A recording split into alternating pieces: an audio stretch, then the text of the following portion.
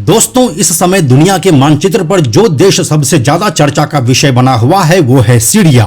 Syria में अभी सत्ता बदल चुकी है और विद्रोही गुट ने सीरिया के ऊपर लगभग अपना कंट्रोल जमा लिया है। सीरिया के अंदर यह विद्रोह आज से नहीं बल्कि साल 2011 से ही लगातार चला आ रहा है, लेकिन बीते कुछ ही दिनों में इस आंदोलन ने एक नया रूप ले लिया और अब सीरिया में फाइनली सत्ता परिवर्तन होने वाला है। इस पूरे टॉपिक के ऊपर आप हर वीडियो में विद्रोही गुट का नाम सुन रहे होंगे, लेकिन ये कोई नहीं बता रहा है कि ये विद्रोही गुट है कौन और आखिर यह कहां से जन्म लिया है, साथ ही इस आंदोलन के पीछे की मुख्य वजह क्या है। तो आइए आज के इस वीडियो में हम आपको एक एक करके पूरी सटीक जानकारी देते हैं जिसका आप शायद इंतजार कर रहे थे। तो चलिए इस वीडियो को बिल्कुल शुरू से शुरू करते हैं। हेलो एंड नमस्कार, मेरा नाम है प्रशांत और आप देख रहे हैं बेजोड़जोरा.com का यूट्यूब चैनल। दोस्तों, साल 2011 सीरियन आंदोलन का एक प्रमुख साल रहा है, लेकिन इस साल तक पहुंचने से पहले हम आपको सीरिया के राजनीतिक हालात के बारे में भी बता देते हैं। इसके बाद हम साल 2011 वाले टॉपिक पर भी आपको विस्तार से बताएंगे, जब 14 साल के एक स्कूली बच्चे की छोटी सी नासमझी की वजह से सीरिया इस स्थिति में पहुंच गया है। तो चलिए अब आपको सीधे टॉपिक पर लेकर चलते हैं।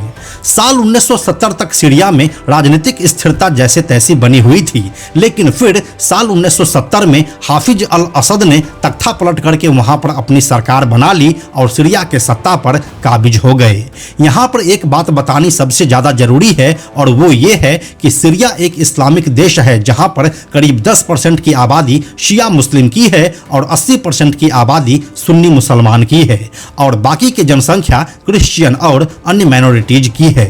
अब इस्लाम में सबसे ज्यादा विवाद शिया और सुन्नी का ही रहा है, तो यहाँ पर भी वैसा ही कुछ होने वाला था। हाफिज अल असद इस बात को अच्छी तरह से समझते थे कि हम सिर्फ 10% की आबादी है और हमें 80% की आबादी पर शासन करना है और यह इतना आसान नहीं होने वाला है। इसलिए हाफिज अल असद ने सीरिया के राष्ट्रपति रहते हुए वहां के अपोजिशन को पूरी तरह से खत्म कर दिया और जो उसके विरोध में आवाज उठाते उसे या तो जेल में डाल दिया या फिर उसे मार दिया। अब कुल मिलाकर देखा जाए तो हाफिज अल असद एक तरह से सीरिया को डिक्टेट करने लगे थे। वह वहां के तानाशाह बन चुके थे। जितने भी सरकारी ओहदे थे वहां पर वह अपने करीबियों और रिश्तेदारों को बैठा दिए थे और अब हाफिज अल असद को किसी चीज से कोई फिक्र नहीं थी। ये सिलसिला साल 2000 तक चलता रहा जब तक हाफिज अल असद की मौत नहीं हो गई।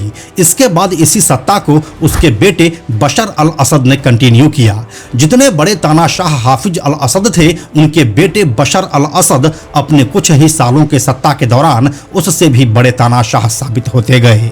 इसी बीच क्या हुआ कि सीरिया के आसपास के देश जैसे कि लीबिया, जॉर्डन, ट्यूनीशिया, इजिप्ट और यमन, इन देशों में तानाशाही सत्ता ही चल रही थी जिसे उखाड़ फेंकने के लिए उन देशों में आंदोलन चल रहे थे। इस बात का डर बशर अल असद को भी था कि कहीं उसके देश में भी यह आंदोलन शुरू ना हो जाए। इसलिए वो अपने आर्मी और इंटेलिजेंस को इस काम पर लगाए हुए थे कि कहीं भी अगर इस तरह की कोई हरकत दिखाई दे तो उसे तुरंत ही खत्म कर दो।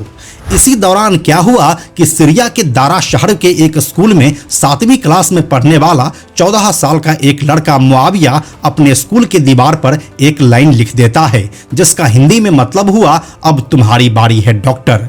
एक्चुअली यहाँ पर डॉक्टर शब्द बशर अल असद के लिए प्रयोग किया गया था क्योंकि वह लंदन के एक मेडिकल कॉलेज से ऑप्थेल्मोलॉजिस्ट की पढ़ाई करके आए थे। मतलब यह हुआ कि वह आंख के डॉक्टर थे। अब सिर्फ इसी एक सेंटेंस ने सीरिया में आंदोलन को भड़का दिया और इसकी वजह से एक जन आंदोलन शुरू हो गया। सीरिया और आसपास के देशों में चल रहे इस आंदोलन को अरब स्प्रिंग का नाम दिया गया, लेकिन फिर काफी दमनकारी नीति अपनाकर बशर अल असद ने अपने यहाँ के आंदोलन को कंट्रोल कर लिया। इस दौरान बशर अल असद की सेना ने अपने ही लोगों पर गोली बंदूक के अलावा टैंक और केमिकल वेपन तक का इस्तेमाल कर दिया था। यहीं से सीरिया में गृह युद्ध की आग भड़क उठी। इस गृह युद्ध में सीरियाई सरकार, कई चरमपंथी गुट समेत अमेरिका, ईरान और रूस जैसे देश भी शामिल हो गए थे। इस कारण 5 लाख से ज्यादा सीरियाई लोग मारे गए और लाखों लोग बेघर हो गए। रूस ने बशर अल असद की मदद की और गृह युद्ध को पलटने में अहम भूमिका निभाई। रूसी सेना की मदद से असद ने अपना शासन और मजबूत बना लिया। यहाँ पर अब बशर अल असद को यह लग गया था कि सब कुछ सही हो गया है, लेकिन ऐसा हुआ नहीं था और सुन्नी मुसलमानों ने अपना एक संगठन बनाया जिसे फ्री सीरियन आर्मी कहा गया। अब यह आर्मी समय के साथ अपने आप को मजबूत बनाता गया और इससे अमेरिका का भी सहयोग मिलने लगा। धीरे धीरे इसमें सीरियन डेमोक्रेटिक फोर्स का भी साथ मिला। आप नाम से कंफ्यूज मत होना, क्योंकि यह एक कुर्दिश लड़ाकों का संगठन था। फिर यही फ्री रशियन आर्मी आगे चलकर हयात तहरीर अल शाम यानी कि HTC बन गया, जिसका मुखिया है अबू मोहम्मद अल जोलानी। इसी संगठन ने एक बार फिर से बशर अल असद के खिलाफ आंदोलन छेड़ दिया, जिसके बाद 27 नवंबर 2024 को सीरिया में इस्लामी विद्रोहियों और सीरियाई सेना के बीच झड़पें शुरू हो गई। धीरे धीरे विद्रोही गुटों ने हमला तेज किया और पिछले एक हफ्ते में विद्रोही गुट ने सीरिया की राजधानी दमास्कस या फिर दशमिक समेत 5 बड़े शहरों पर कब्जा कर लिया। इसमें अलेप्पो, हम्मा, होम्स और दारा शामिल है। फिर 8 दिसंबर 2024 को सीरियाई सेना ने राष्ट्रपति बशर अल असद के देश छोड़ने की पुष्टि करते हुए कहा कि राष्ट्रपति की सत्ता अब खत्म हो चुकी है। इसी के साथ असद परिवार का 54 सालों का शासन खत्म हो गया और अब हयात तहरीर अल शाम के अनुसार सीरिया एक आजाद मुल्क है। बशर अल असद के देश छोड़ने के बाद सीरियाई PM मोहम्मद गाजी अल जलाली ने विद्रोहियों को सत्ता सौंपने का प्रस्ताव दिया।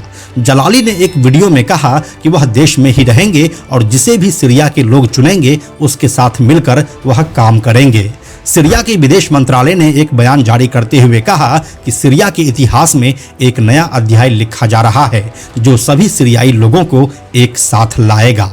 तो दोस्तों, यही थी सीरिया में सत्ता परिवर्तन और इसके विद्रोही गुट हयात तहरीर अल शाम यानी कि HTC की पूरी कहानी। अब इसी टॉपिक के परिप्रेक्ष्य में कई और जियोपॉलिटिकल एंगल्स सामने आएंगे, लेकिन जो 2 टॉपिक मुख्य रूप से सामने आएंगे वो है कुर्दिश लड़ाकों का इतिहास और दूसरा है इसी हयात तहरीर अल शाम यानी कि HTC के विद्रोही गुट के मुखिया अबू मोहम्मद अल जोलानी की कहानी। इन दोनों की कहानी को हम आपको आगे आने वाले वीडियो में बताएंगे, इसलिए आप हमारे साथ जुड़े रहिए। हम जल्दी मिलते हैं आपसे एक नए कहानी के साथ में हम आपको यह भी बताते चलें कि आप में से 97% ऐसे लोग हैं जो हमारे वीडियोस को देखते तो हैं लेकिन हमारे चैनल को सब्सक्राइब नहीं करते हैं। ऐसे लोगों से हमारी हाथ जोड़कर विनती है कि अगर आपको हमारे वीडियोस पसंद आ रहे हैं तो आप बेजोड़ जोड़ा के इस चैनल को सब्सक्राइब जरूर कर लीजिए। साथ ही बेजोड़ जोड़ा नाम से हमारा एक X अकाउंट है यानी कि ट्विटर अकाउंट है, आप उसे भी फॉलो जरूर कीजिए। यह वीडियो अगर आपको पसंद आया तो इसे लाइक और शेयर जरूर करें। आने वाले वीडियोस के लिए बेजोड़ जोड़ा को सब्सक्राइब करके बेल आइकन को टच करना ना भूलें। Thank you so much.